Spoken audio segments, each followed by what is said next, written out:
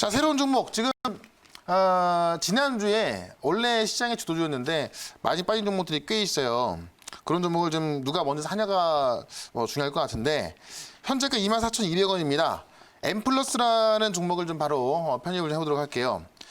자, 엠플러스가 지난주 말고요. 그 전주에 봤을 때 제가 아이오닉에 대해서 좀 많이 좀 설명드렸었는데 이 아이오닉에 대한 기대감 때문에 급등이 나왔습니다. 지난주에 좀 많이 밀렸죠. 자, 이렇게 밀려있는 주도주들을 지금부터 좀 담아두신다면은 제가 볼 때는 큰 수익 날 수 있다라고 말씀을 좀 드리고 싶고요. 이 엠플러스는 어떤 종목인가 칠판 가서 좀 설명을 좀 드려보도록 하겠습니다. 자, 지금 자동차 부품주들이 전기차, 그다음에 수소차 수혜주로서 이렇게 올라가지고 있는데 자, 엠플러스는 어떤 종목이냐면 파우치형 이 전기차 리튬 이온을 만드는 회사인데 그게 어떤 건지 한번 제가 설명을 드려볼게요. 자동차가 이제 이렇게 있지 않습니까? 자동차가 이렇게 그림 못 그리니까 바퀴가 이렇게 있고요. 그다음에 창문이 이제 이렇게 있죠. 그래서 자동차 이렇게 있으면 파우치형 배터리가 뭐냐면 그러니까 지금까지는 이게 앞이에요. 헤드라이트가 이렇게 있습니다. 지금까지는 보통의 우리나라 차는 엔진이 여기에 있고 그다음에 이제 여기에 줄구가 있죠. 그래서 기름통이 있습니다. 전기차로 치면은 이게 이제 배터리가 되는 거고 그다음에 이제 여기 같은 경우는 엔진이었고 지금까지 모터로 바뀌는 거죠.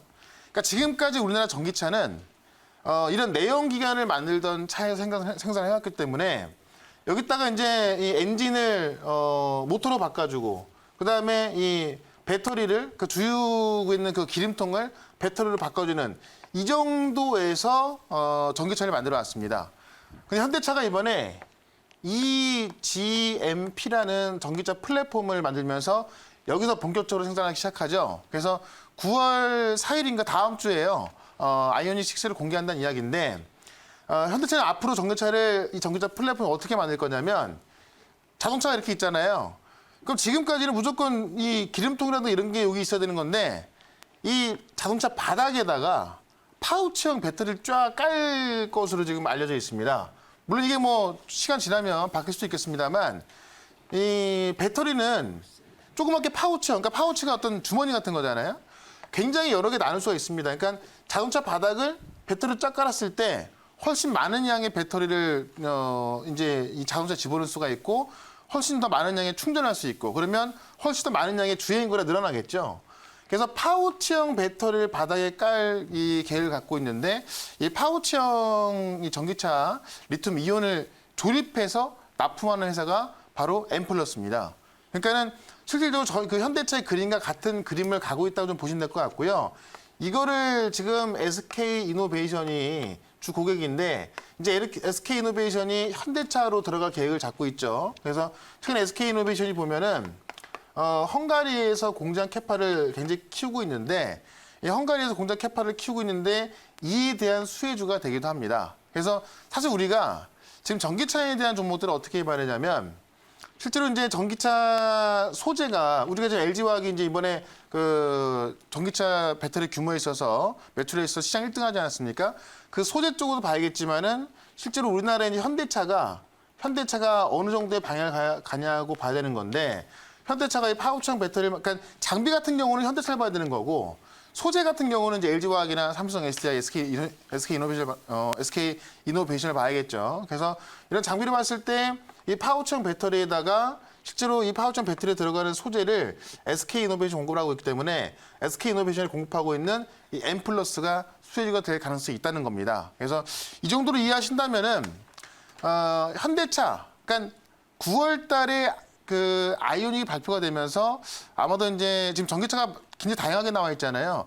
지금까지 테슬라밖에 안 나왔지만은 현대차에서 나오고 지금 뭐 아우디에서 이트론 나오고 있고요. 지금 전기차가 정말 다양해지고 있는데 현대차로 본다면은 이 파우치형 배터리가 시장에서 가장 각광을 받고 있는 것 같고 이걸로 이제 아이오닉 5, 6, 7 다 나올 걸로 보여지기 때문에 아마 이 매출 자체가 지금이야 좀 미미할 수 있겠지만은 좀 굉장히 커질 수 있다라고 말씀드리면서 SK이노베이션에 납품하는 파우치형 배터리 이렇게 좀 알고 계시면 될 것 같습니다.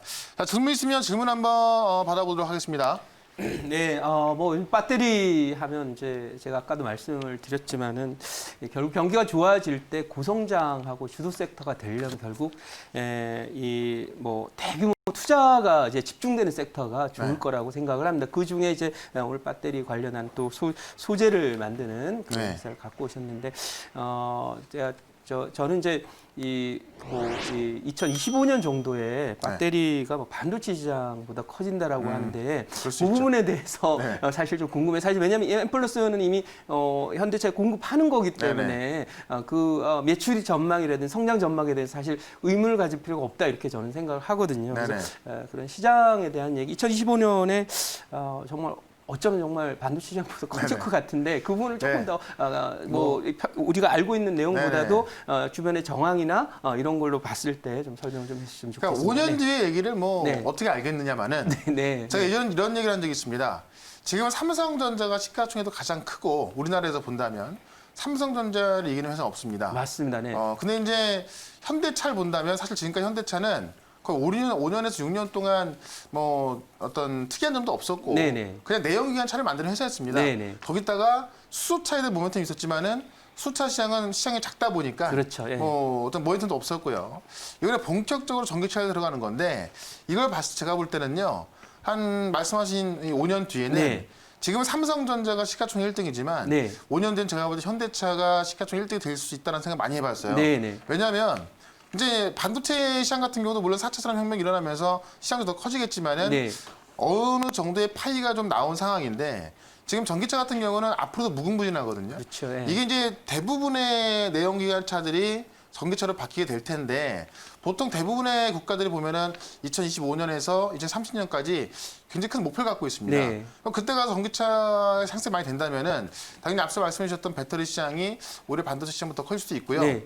현대차 같은 경우나 어떤 내연기관 같은 경우도 제네시스로 턴어라운드를 시켰거든요. 그렇죠. 지금까지 현대차 하면은 미국이나 유럽을 간다 하더라도 그냥 좀 싼 차, 좀 저렴한 차라는 인식이었는데 이 제네시스가 실제로 이제 뭐 벤츠 E클래스라든가 BMW의 그 5 시리즈랑 좀 그 경쟁을 하게 되면서 고급차라는 이미지가 좀 생겼잖아요. 맞습니다. 여기다가 전기차까지 합세가 되면서 제네시스로 이미지를 바꿔가면서 전기차까지 본격적인 행사에 들어가기 때문에 저는 지금까지 전기차를 안 해왔던 현대차는 죽을 수밖에 없지만 전기차를 시작한 현대차는 제가 볼 땐 삼성전자보다 더 커지지 않을까 봅니다. 네. 그래서 그런 관점에서 봤을 때 뭐 소재 종목들은 정말 많이 올라와 있거든요. 그렇죠. 네. 물론 시장이 좋으니까 더 갈 수도 있겠습니다만은 네. 오히려 현대차와 관련된 자동차 부품주가 많은 종목들이 바닥에 있기 때문에 저는 오히려 지금부터 우리가 좀 미래를 본다면 이쪽으로 접근하는 것이 좀 더 투자 수익이 더 커질 수 있다 이렇게 말씀드리면서 추가 질문이 있으면 받아보도록 하겠습니다.